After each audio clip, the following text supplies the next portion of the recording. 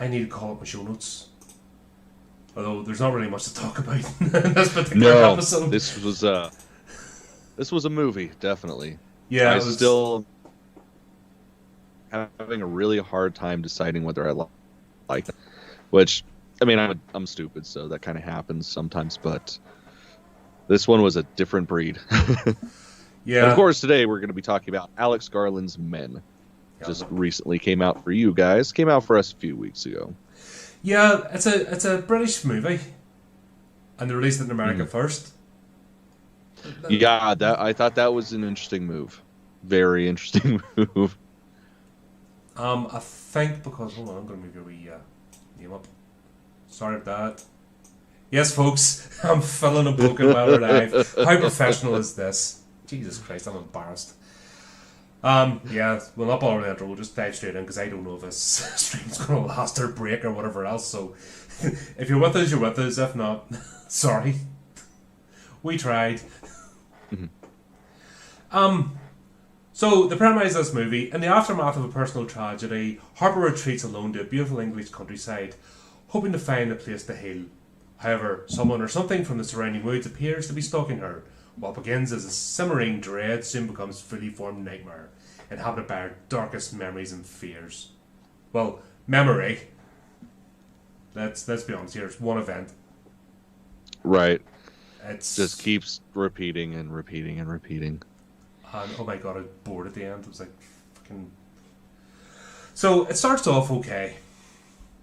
You know what I mean? She's arrived in the place. We've got it's coming to this nice country house that she's effectively Airbnb'd for a couple of weeks. Characters in a bit of a wooden plank. You know what I mean? Not really much inspiring. You kind of get it, though. I mean, she did just go through a personal tragedy. Yeah, which is your typical lover. Personally, I think she got out of a fucking situation that could have been much worse, but that's just me. I'm the eternal optimist, I guess. Yeah, fuck it. Even that whole thing just made, you know, and just randomly happened. It was like, I don't know, fucking people shouldn't be together. You know what I mean? There's some people like if it hits that point, fucking just go, be gone, leave. Right. But for things to escalate that quickly at the you know, it's just weird. I think I know who this audience, what they're aiming the audience for, and probably why they didn't release it in the UK first. But you tell who the types will be cheering and whooping, and you see some of the news articles, you're like, whatever, man. If that's your thing, fucking have fun with it. But we'll have Harper. She's the main character. She's riding this country house. We meet Jeffrey. Probably not familiar, but there's a character called Tim Nice But Dim, played by a comedian Old Skit. And that's a what, rather, you know. And that's it. She just arrives in the house, told about the village. She rings her friend, shitty, angry American friend, because we need that in the movie, just because. Everybody's got to have one. Right? Yeah, gotta have your shitty American friends. It's a bit of a hobby. Gotta collect one. Yeah, at least. Yeah, stick them on YouTube sometimes. It's like, I feel like people should understand that not everybody can be Ari Aster or Darren Aronofsky. Some people just should be themselves, and that's kind of the feeling I got from this movie. Was like somebody trying to do Mother, and Alex, like Mother did. Alex Garfield, he's a bit of a history with this. Ex Machina, I didn't mind, but it's a movie I've only watched once and never again. And that's always the acid test, isn't it? If you watch a movie and you can pick it up again, like during the week I watched RoboCop. Like, how old's that movie? Yeah. Do you know what I mean? I'd buy that for $1 and I'm still laughing at it, you know. I can pick that movie up anytime, watch it. The Nightmare on Elm Street series, I can binge watch it until the guys come home. No bother. Oh, yeah, absolutely. But do you know what I mean? But Ex Machina, for example, I think I liked it, but I've never watched it again. So that kind of says something. Yeah. Annihilation was I was scratching my head at the end of that one. And it's the same formula as this. Starts off, your horror premise, and then at the end you're going, the fuck am I watching here?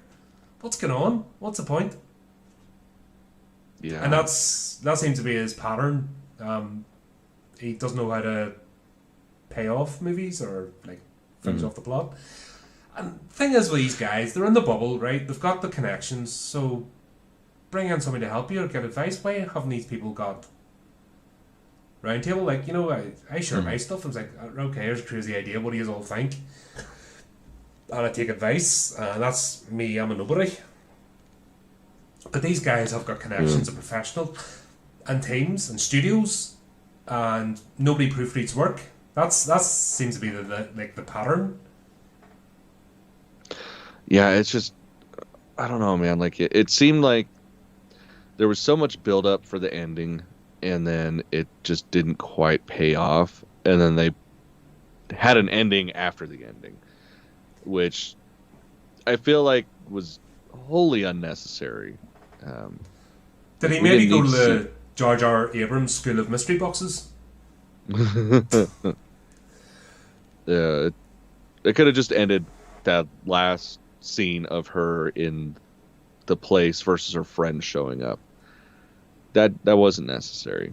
Yeah. Didn't add anything to it. And it's like you're already kind of like, what the fuck? This is how the movie ends? Yeah. Yeah. So, just talk to me about the plot. She arrives in this country house. She's rented it out. Her husband, they were splitting up. He decides to try and be Batman. Leaping off balconies and doing it in the rain in London doesn't quite work out. So he gets splattered. She needs to heal. Goes to this place. Starts off fine. She's walking around the countryside, taking the place in. Then she comes across an old abandoned railway line, you know, and there's loads of them around the UK, and they've been turned into walkways and stuff. That tunnel she encounters, there's no way the tunnel was that long. Like, yeah, that was fucking bizarre. It's like that's half the country. Yeah, I was like, normally these tunnels, like, you know, it's wide enough for a road, 2 cars, and country roads are very narrow. In the UK, we have this thing in the UK called corners. I know you Americans aren't too familiar with them, but it's actually, you know, cars actually are able to navigate around corners and stuff, not just your straight lines going to intersections where somebody beeps a horn 2 miles away. Oh, I can't cope on a 4-lane fucking freeway. Beep, get out of my way. It's like, really?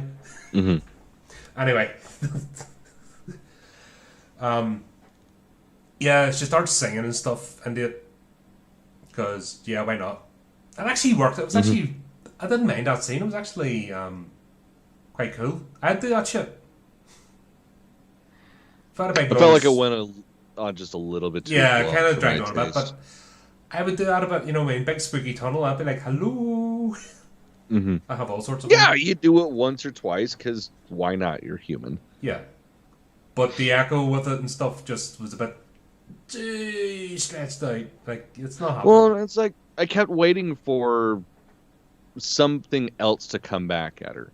Like, that's what it kept setting up with the whole it taking longer and longer for the echo to come back, and then for it to just be somebody stands up and all she sees is a shape. It's like, come on, man, they should have said something and scared the fuck out of her before she saw the silhouette. Yeah, I kind of jumped straight into it. Like, for the build-up, for the length of this movie and stuff and all, there's a lot of wasted time. But yeah... Well, it's like, I get it. They were going for ambiance more than anything else. But, again, it's just like, yeah, there's people that do that beautifully, masterfully. And then there's this movie. Yeah. And you kind of wonder what stage... like, I was speaking to a director 2 weeks ago, independent director. He says he's there with the earphones and the screen, and they can literally play it back as it happens. And that's why there's so many retakes. I mean, they can actually play back the particular scene. Not, you know what I mean? That's pre-production. So you kind of have an idea. If something's off or it doesn't seem right, there is that opportunity before getting into post-production, if that makes sense. They actually pick up things. So, I don't know. obviously they're all looking at it, and that's a problem with this echo chamber of these same type of people all blowing smoke up each other's arses, is that there's no constructive criticism. And it's, obviously that's what's happening here, because how can nobody even look at this script and go, mate, that's not really working out here, could you change a bit or pay it off? Well, the thing is, it's like they're trying to go for an art film, but they're also trying to go for a solid narrative and a solid horror movie, and it's like those three things can go together, but it's like kind of choose your lane and stick in it, and it's going to land better. Yeah, have a straight line, and then if there's elements come in, go for it. Keep it simple. I think these arty-farty types, because that's what they are. They're not trying to make a movie to succeed, to make money, or to have anything long-standing. They're arty-farty types making these gallery pieces, that only their bubble go and see, and for some reason there's money about. Well, I gave them money, so I'm as guilty as anybody. So, yeah. I suppose. But actually, when I went to the cinema, there was about maybe 15 people at most. Damn. Like, honestly, we're spread out. The people at the other end of my row, lady had to go to the loo, and she apologised profusely for interrupting me. That's how polite. Because there's only 15 people, it's really obvious. And I'm right at the edge, and it's like, I'm so sorry. I'm like, no, it's no problem. And then it's because we didn't have our own row each, we were feeling as if we were cramped up. That's funny. Yeah, we were in a fucking packed house. It was surprising. Like, didn't think it was going to be that full. Yeah, I think there's a reason why it was released in America first, because I see this film getting ripped to shreds back here. Because it's already started. People are sick of, just shite being put out. Mm-hmm. I mean, honestly, there was a lot of excitement in the room, and towards the end, everybody just kind of walked out like, God damn it. So I don't think it was appreciated too much here either. And especially the humor. Like, the humor, I mean, if you like British humor, it's fucking great. Like, I was laughing my ass off, and so was my wife at, the goofy little parts. But for the most part, this entire movie was just crickets the whole fucking way through. If humor works in horror as to alleviate the tension, but I don't believe there was enough tension actually generated in this movie. That was the problem. You're almost like, come on, can we get on to it, please? Mm-hmm. Can we get a move along? Well, it's like, and then it's a shame too, because the moments of actual tension, like, it was bothersome, because it didn't just happen and then move on to the next scene. Like, it drug out to the point where it goes from being tense to being uncomfortable to being really fucking uncomfortable, and then back to holy shit. So it's like, with that, it was really successful. Like, the moment that always comes back to mind is the moment with the priest after she's had her meltdown in the church and is sitting next to him on, outside. That went on for a minute, and that, I feel like that landed real well. I was disturbed after that, you know what I mean? I'm like, what the hell is this? And plus, people don't get on like that, so that's horror, you know what I mean? That is horror, as in, this bastard's a creepy fuck. The kid, and I'm saying kid because it was the same actor played, I mean, that's the whole premise. It's man, but it's man, it's weird. The kid, and he lifts off the mask, and he's got an adult face. And I'm like, oh, I mean, that really rattled me a bit. I'm like, what the fuck? Yeah, that was weird. But then, obviously, the vicar, fucking, like, he was a full-on creep. The hand on the leg bit, you know what I mean? He did that well, actually. Oh, yeah. You know, and that was really well done. But then the whole, did you give him a chance to apologise and stuff? And like, what the hell? Right. No one talks like that. So that's just purely, and that's why I'm saying this is generated for a certain type of audience, and that's what they're relying on, I think. Because you see like a few of the articles already, toxic masculinity, fucking blah blah blah blah blah, and you're like, really? Is that the only thing you've got to say now about movies? Is to jump on the account to get the Twitter followers? You know what I mean? and not actually make movies. It's just jump on this bandwagon, and that's your marketing fucking campaigns now. Is that the way companies work? Sounds about right. Yeah, but that's where you get apathy. That's why I've reached like complete apathy with certain franchises, because I'm fucked off with it. It's boring, it's predictable, and it's just shit. And it's actually taken away from how about we try to make something decent that people will like? No.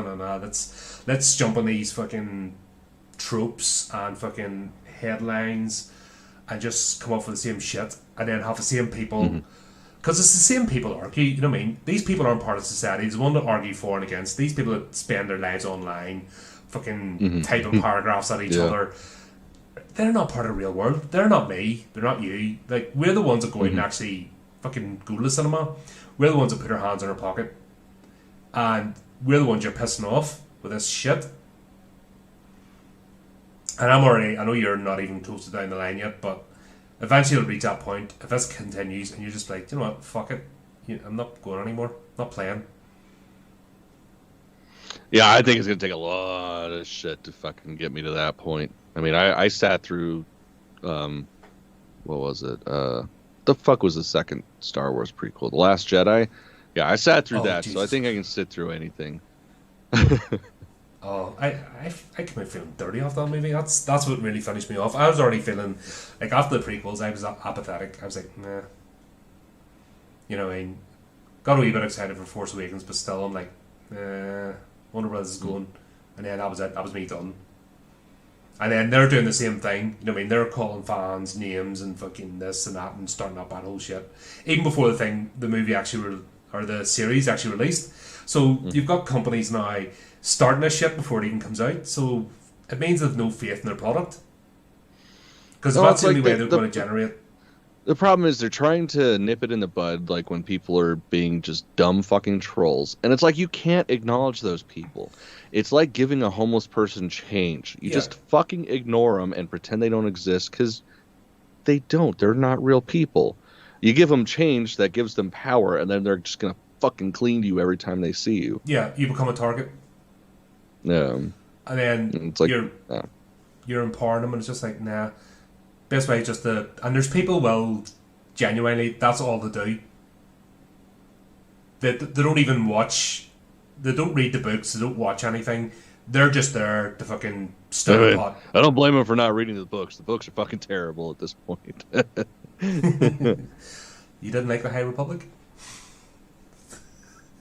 Dude, we don't have enough time to fucking. Yeah, this has become a completely different show. I'm just trying not to talk about this movie. If I'm honest, fucking.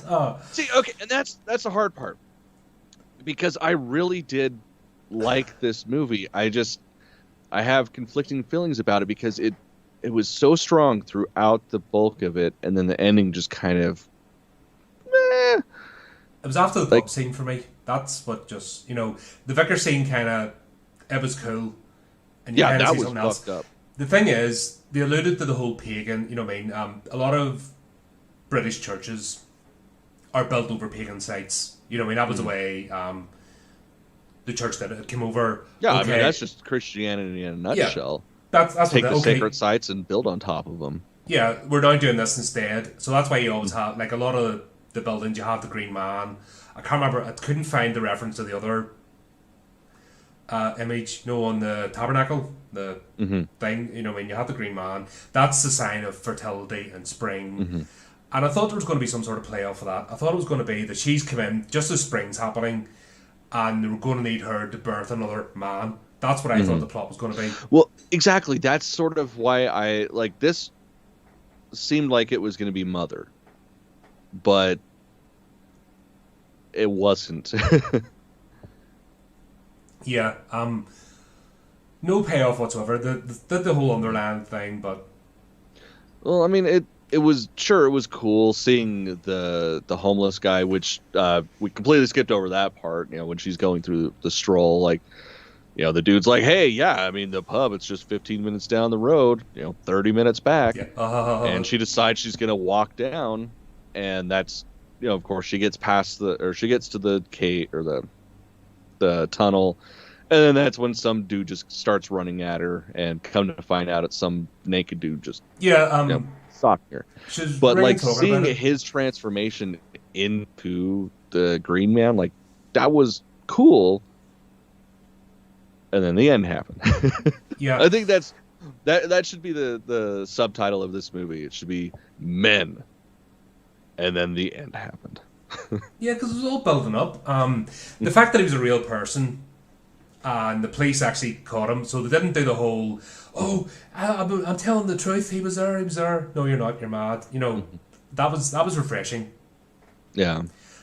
This was only rated 15 in the UK, so seeing naked blokes run about with their bits out was like, whoa, that's not. No, you can't say bits. The fucking show say Todger, and that's the first time I've ever heard that. Oh, that the Todger's wang is basically. Yeah, I was laughing my ass off when I read that shit this morning.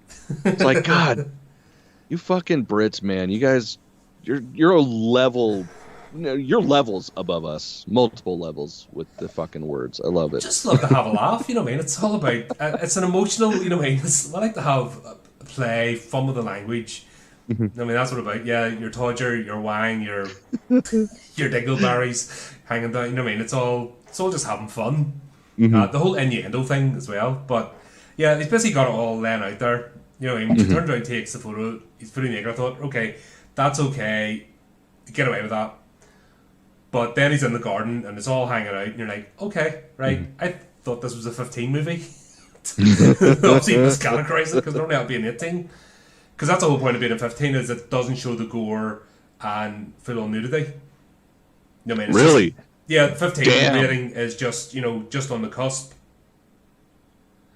Well, especially with that whole final act, dude. I don't know how the fuck it didn't get an 18 then. Yeah, because that was some gory shit. Like the gore effects in this, fucking love that shit. And that's where I was surprised. I was expecting worse in a sense than what I got because of the rating. I thought, okay, it's going to be like really milquetoast, flash scenes off camera sort of gore, like the Candyman sequel reboot fucking thing that we talked about. Dude, that movie was so goddamn good. But because of the rating, they had to do all the stuff off screen. Yeah, but this is where the reverse. Do you know what I mean? Because of the rating, they couldn't do it all in your face. So because it wasn't an R-rated movie or 18 over here, they didn't do it fully in your face. Do you know what I'm saying? And all the kill scenes were like off. So that's what I was expecting with this movie. But then it went the other direction and like went right in your face. And I'm like, oh whoa. yeah, it's very. That's just the point I'm trying to make. You know what I mean? With the ratings, when you get a certain rating on a movie, you expect especially the lower rating. You know what I mean? Say for example, it was rated PG. You'd shit yourself, wouldn't you? You're bringing the family and the kids and stuff. Oh, we're gonna watch the new Marvel movie. Oh, what the fuck? That's a big flaccid fucking willy in the face. Yeah. Do you know what I mean? So for the rating, it should have been 18. Yeah, not that I care because I watched these movies when I was young, but it's still just funny. I just find it hilarious that they rated this and then they're just like whopping it in your face. I'm like, okay, we're going down that road. Yeah, let's do it. That's what I mean. There's so many elements in this, like you said, that was it all the ingredients of a really good movie, and he just arsed it up. Then she's going around. What else? Yeah, we'll talk about the vicar scene. He'd already arrested the bloke at that point. Vicar scene, and then she's carrying on. Her memories are flooding back and stuff, and stuff happened between that and the pub scene. I know stuff in the movie happened. I can't remember. There was stuff. It was mostly that's the thing with this movie is a lot of it's just her trying to come to terms with what happened, because she was a real person and decided to go outside and look to see, I wonder if he's okay. And I can imagine that being fairly traumatizing, seeing your, now late husband all fucked up, smashed, ankles facing the wrong way, hands torn in half from the forearm. So I get it. She's fucked up, and that's what it is. It's a lot of hurt. Unless you're complete psychopaths like us, you know what I mean? You would laugh at it, go, oh yeah, my phone would be full of pictures from that shit. Like, even if I'm crying, like, say it's a loved one, I'm still taking some fucking pictures so I can look at it later and go, you dumbass. Yeah.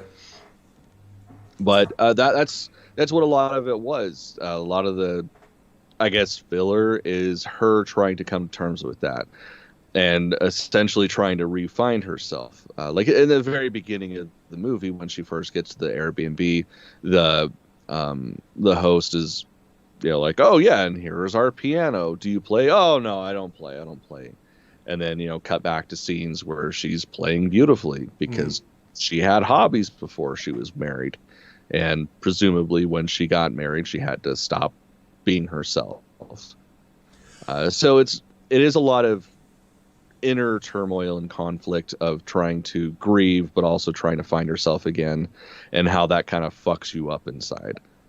So it's a lot of subtext that really, when you explain it, there's not much there, but it can fill up a movie and do a movie justice. I think the problem is, if this was purely a psychological drama, that would make sense.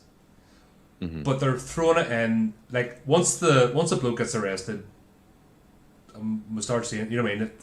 It's doing two things here. The whole, is it real, isn't it real?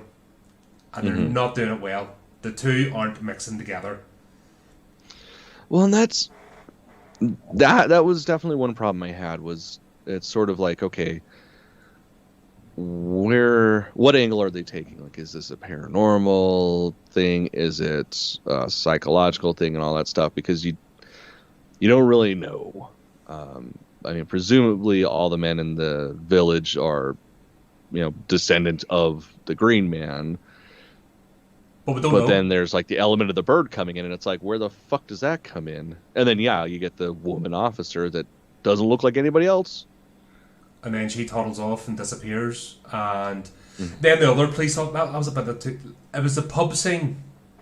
And it was only a short scene, there was only a handful of people in it, but the pub scene's what took me out of this movie. I was actually on board until she went to the bar. I thought it was funny because there were people that were like, oh, when she went to the bar.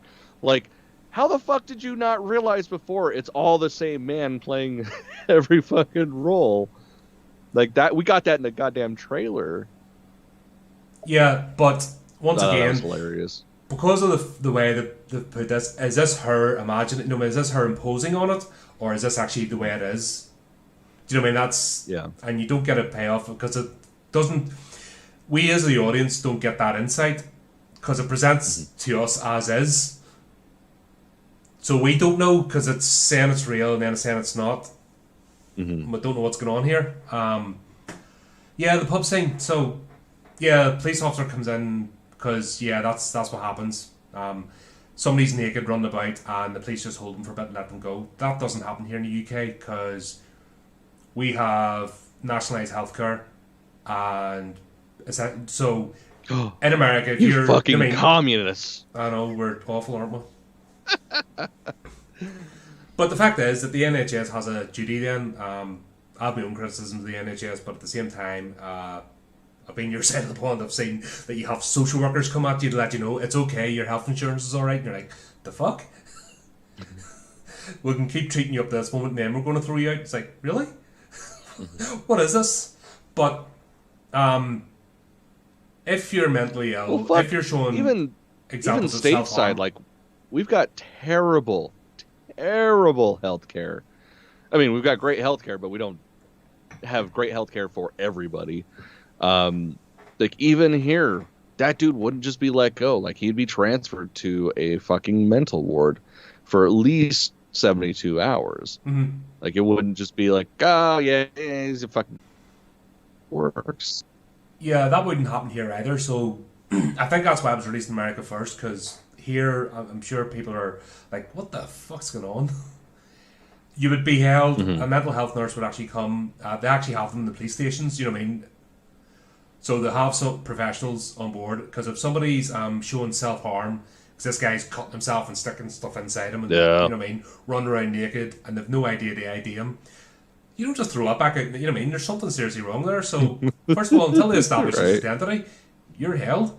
And if they can't hold them under the 48 hours, it's in committing a crime. Well, indecent exposure, there's a crime. So you get charged with that for a start. Do you know what I mean? And then the concerns about mental health. So it would be, are you going to jail or are you getting institutionalised? You wouldn't just get let go. Yeah. That made no sense. Yeah. It doesn't matter whether you're pro-police, anti-police, or whatever, you know what I mean? It doesn't, you know what I mean? This is where I don't like the way the newspaper articles are trying to conflate this with the bullshit. So just judge a movie on its merits and accuracies, and this was completely inaccurate. Wouldn't happen. So when the police officer comes in and says, and you don't drinking on duty as well. I mean, I know it's country and stuff, but still, you don't drink on duty. So that whole idea of coming in, that was like a throwback from the 60s, but even the 60s didn't really do it. They took off a uniform, you know what I mean? It was the whole point of being on duty, being the representative, and then being off duty. Do you know what I mean? That was still a big thing. Yeah, I mean, should better police officers, and they use. Oh, you're breaking up. Their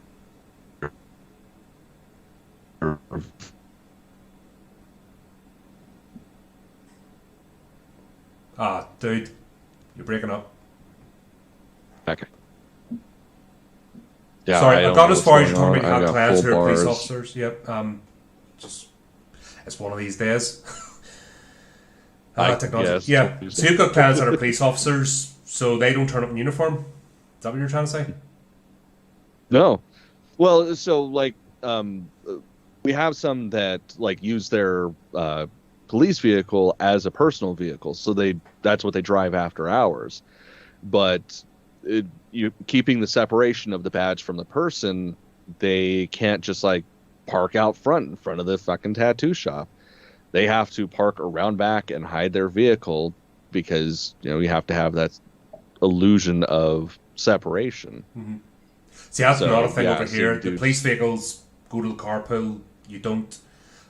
It's a whole. Actually, it comes from Northern Ireland because police officers would be targeted. So I remember as well when I was in, you didn't hang your uniform in the washing line. That's why you had to have a tumble dryer. And it was one of those things. You don't. You're given all the security briefings, and because of where this country's situated and the fact you've got the entire like fucking crazies from all over the world. Being a police officer, you don't, once you finish duty, you change into civvies, and you don't show your uniform or anything. That's just the way this culture's been here. So him doing that, they're trying to like recreate the 60s, old English countryside, but it's not like that. You know what I mean? And also, police over now are fucking idiots. They're all university students on gap years and stuff. They're actually the idea of actual police officers anymore is gone. Our police service is a joke. So they're so far up their arse for the rules. Somebody would bubble them, you know what I mean? One of their own colleagues would bubble them just as climb up the ladder. It's become like a civil service. So just wouldn't happen, not in today's day and age. Yeah, in the pub as well, fucking Angry Man. What was that about? Yeah, that didn't serve any fucking purpose. Like, all the other characters are understandable. This guy, it's like, was he gonna rob her? Was he going to rape her? Was he gonna do anything? He was like a fucking snorting bull. He's sitting there with a beer mat going... Yeah. It's like, what the That's when I completely lost it with the movie. I was like, what is this? Yeah, I thought that character was fucking pointless because it really didn't add anything. I mean, other than bringing back the caretaker, but there's no reason for that. Like, the caretaker is the caretaker of the fucking the cottage. Like, why wouldn't he just show up? Period. Yeah. There was enough in the plot, you know what I mean, and the sinister undertone, and it not quite being explained what's going on to hold it. So that guy just being there served no purpose. It's like, well, honestly, like, I understood that everybody was the same character essentially, but if we could have just focused on just the caretaker a little bit more, because he was already creepy, like from the get-go. Like, watching her eat the apple and then fucking with her And over that's it. what Like, I'm trying to think. Was I that could the have stuck with catalyst? that. Was it the eating the apple was the catalyst that targeted her, or was it her going into the tunnel and singing? We don't get in a horror movie.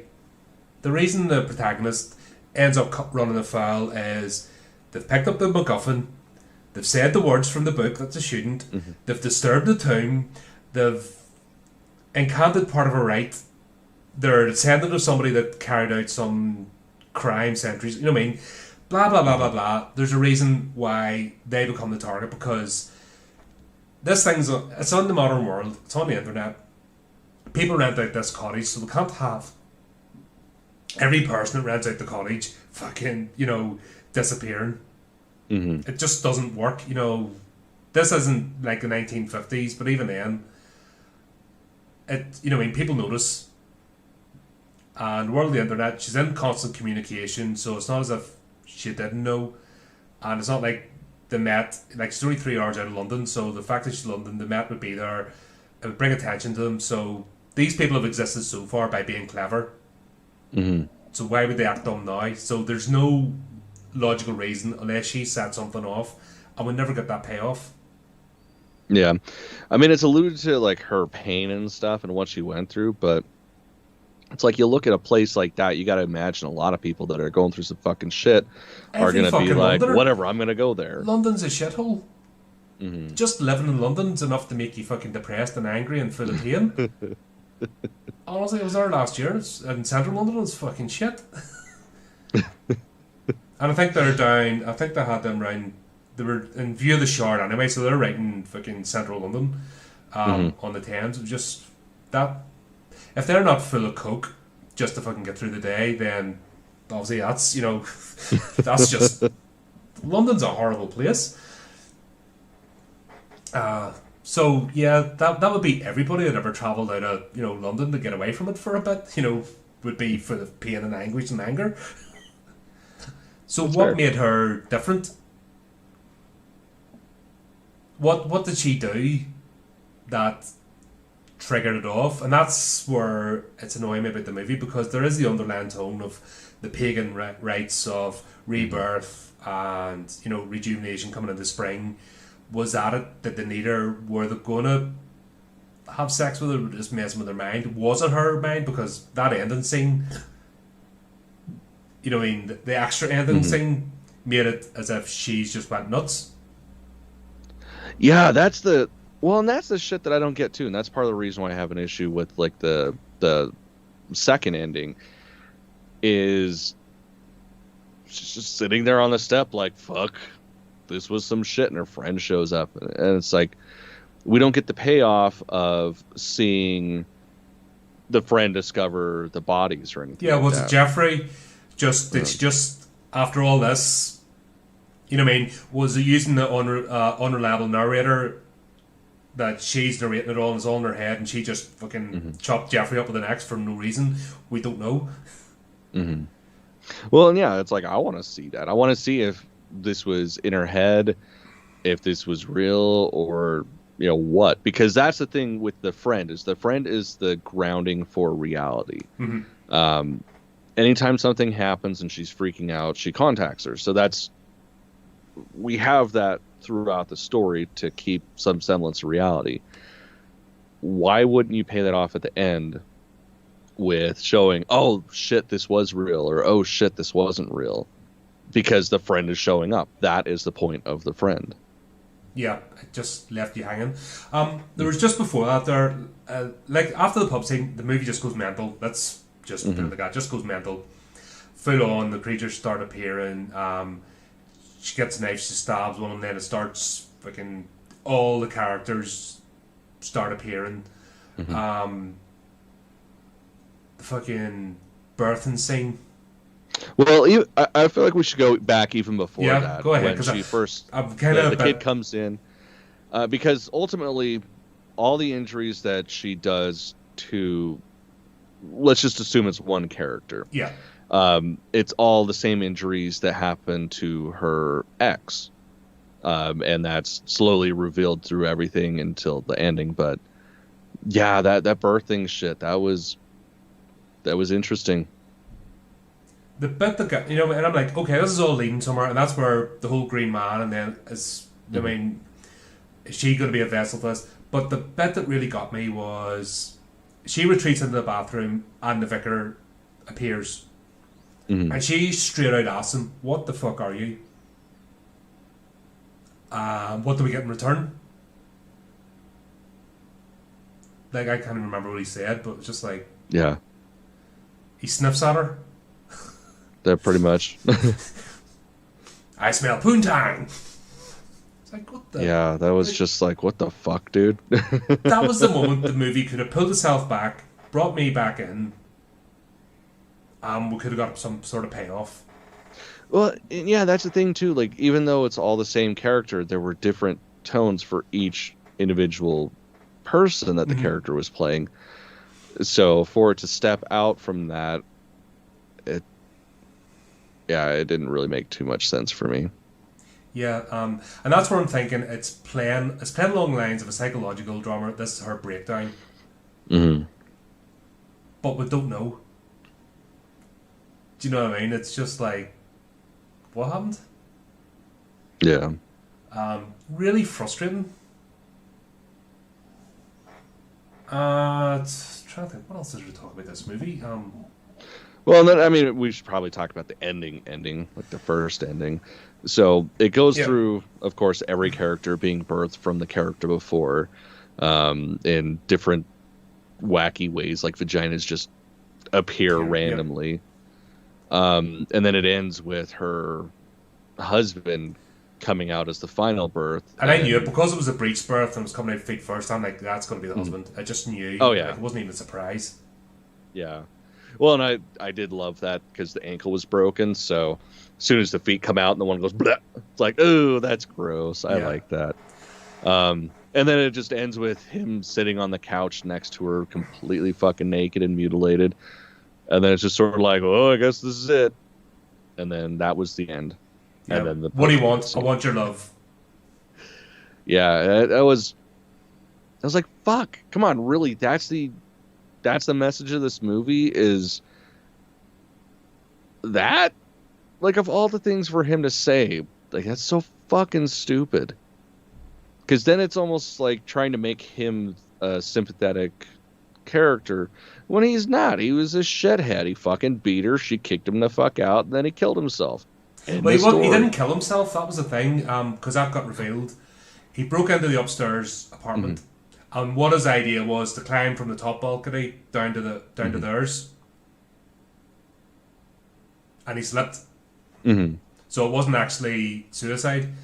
Yeah, it wasn't intentional, but I mean, that was the whole thing, was like all the fight. Well, I'm gonna kill myself then. Oh, I'm gonna kill myself, and it's like, that's not fair, man. You can't say that shit. And then he dies. But yeah, that was so stupid. Yeah, he was a 2D character as well, which didn't help. Like, he was just a plot device. There's not really much going there. As I said, it didn't really have much investment in the whole. Yeah, it was just played out, and that's why I think they're using the tropes, because it's not very well done. You don't need to tell anybody. If it's done properly and played out, then you get it. But the fact they have to explain and get newspaper articles to explain it, it's like, nah. And jump on the toxic masculinity fucking bandwagon, just, that's taken away as well from the message. We've discussed this umpteen times. If you beat people over the head and if you call people names, then guess what? Whatever message you're trying to bring forward is not going to happen. In fact, it's going to have the opposite effect. Absolutely. It was a weird one. Like, I came out and I was came back, and my thoughts were initially disturbing and strange. They're my first thoughts, because I hadn't quite unpacked what I felt about it. I didn't leave excited after watching a good movie. I didn't leave thinking, oh, that was a cool idea. See, I liked it initially. I mean, I liked the movie. I definitely want to watch it again. the aspect that I liked about it was I went with a group, so it was me, my wife, and then a couple of friends. And when we walked out, we had that discussion as soon as you walk out of the theater about it, and getting everybody's point of view. And this is the kind of movie that definitely lends itself to that, to each person kind of taking away something different. And that's what I like about cinema, is being able to, or really just entertainment in general, is being able to have a discussion with people about it and seeing different views and stuff. But with this one, it like kept going. Like even after we left, on the drive home, my wife and I are sitting there discussing it, still kind of like trying to wrap our heads around it. Even so much so that when we got home, it's still trying to figure out what the fuck we watched. And then that even followed into the next morning, where we're still both like, fuck, I don't know what the fuck to think about this. Yeah, because so there's no payoff. That's the problem. Yeah. Well, and that's the thing too. Like it tries to have an open ending, but it's also like slamming the book shut. So it's really conflicting, and that's why this is the kind of movie where I have to see it twice to have a solid opinion on it. At least I feel I do. Yeah, that's the problem with going to the cinema to see movies, is you get one shot, unless you're going to pay to go again. At least with VOD or DVD or Blu-ray, you can rewatch it there and then, or you can go back to a certain scene. And that's what makes actually reviewing movies like straight off the bat like this. Because I went to see it on Thursday, so there's a few days, and useful to actually mull things over, but still, it's not fresh in your mind. Oh yeah, well, and shit, I saw it like 2 weeks ago when it came out in the States. Yeah, so it definitely left an impression, so I remember it very well. But yeah, I definitely need to see it again, see if there's just something I missed. Because again, I'm not the smartest guy in the world. Like I fucking love movies, I love reading, I love all that stuff, but it's a struggle for me to focus and pay attention on them. So usually I have to do multiple viewings of something to fully grasp everything. No, I'm the same, but your depth of knowledge though is amazing. Like your depth of knowledge of movies and the actual behind the scenes and directors and what makes it happen is unreal. I just have no life. That's really it. It's all useless shit up here. Nothing of importance. I hear you on that. Yeah, and that's the worst when you don't know how you feel about a movie. I think that's what makes it worse. When you know how you feel and you have your reasons for feeling it, and then if somebody feels different and they have their reasons, but it's logical. Mm-hmm. But yeah, this movie kind of stopped. Just put the brakes on, stopped, and there was enough time to do it. I mean, there was more than enough time to actually tell the story, because there was a lot of scenes that could have shortened to keep the atmosphere. The effects and the cinematography was not a problem. No. I mean, it was beautiful. It was beautiful to watch. I think that's what annoyed me more. It was actually a beautiful movie. The whole countryside, the effects that they used were subtly played. Even the tunnel scene, it was not trying to be, it was deliberately a mental gymnastic trick. So it worked. I wasn't annoyed by it. I just laughed briefly, like, yeah, the tunnel's not that size, but you kind of know stuff's going on in their head, so it worked. Yeah. Like even when the guy comes out, he looks as if he's tiny, so it was almost as if he would be run up, like being about 3 foot tall. Yeah. The way they did it at the start. So that was. In fact, I was expecting more of them. I was expecting there to be like a tribe or something. That's what the whole premise. I was expecting that would make like sense. A Wiccan cult or something, but there you go. I actually thought the purpose was that they were going to keep her, impregnate her, and then another man looking like Jeffrey and a different guise would pop out. I actually thought that was the goal of the movie, because there's the thing. That would have made sense. There was no goal. There was no goal for the antagonist. Even I forget the husband's name, but even he didn't have a goal. It wasn't like, you killed me, and was manifesting through this. He just appeared, so there's no payoff. Yeah. It'll be interesting to watch this again. Yeah, I'm not going to go see it in theaters again. No. I don't really think it's necessarily one that's necessary to see in theaters. It's beautiful, but I mean, if you got a good TV, then that's good enough. So this is probably one I'll wait until it's like in Redbox and I can rent it for $1 or $2. Because I definitely do want to see it again. I don't want to spend more than $3 or $4 to watch it again. And that's how you tell as well. Where it didn't excite you but confused you, and you're only watching it again to fucking do an autopsy, basically. You know, it's just that's my only thing to go, what the hell? But he did this. The director, he did this with Annihilation as well. Start off, sort of good premise. Natalie Portman, she's a bit of a wooden plank, but still, she did alright in this movie. Great effects. There was a whole mystery to solve, but then he just didn't bother solving it. Yeah, it's